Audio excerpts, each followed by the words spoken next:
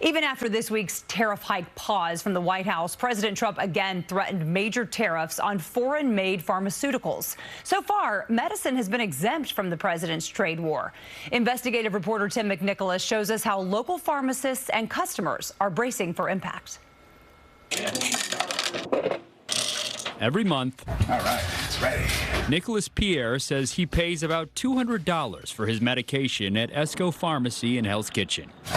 Sometimes I have to decide whether to get the medication or balance it with food and so on and so forth. It's already challenging as it is. If it was to increase, it would just be more of a burden. Esco Pharmacy owner Danny Dang says since most of these drugs are imported, that is exactly what will happen if President Trump follows through on his pharmaceutical tariff threats. We are very concerned that we're going to be out of business, but not only that, we're also concerned with the patient access. A White House official told CBS News New York Thursday that the president has not yet made any final decisions on pharmaceutical tariffs.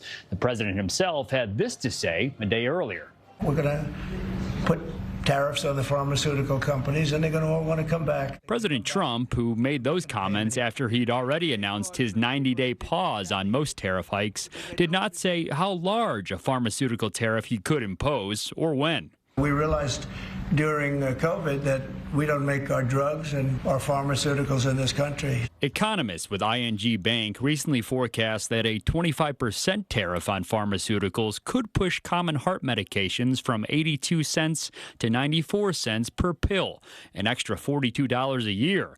And some complex treatments, like generic cancer drugs, could see a jump of $8,000 to $10,000 for a 6-month prescription.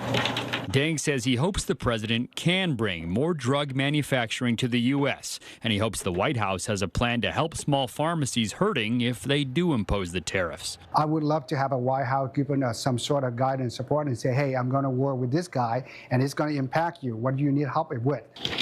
Without that support, Dang expects the tariffs could be a tough pill to swallow. In Hell's Kitchen, Tim McNicholas, CBS News, New York. Would impact a lot of families.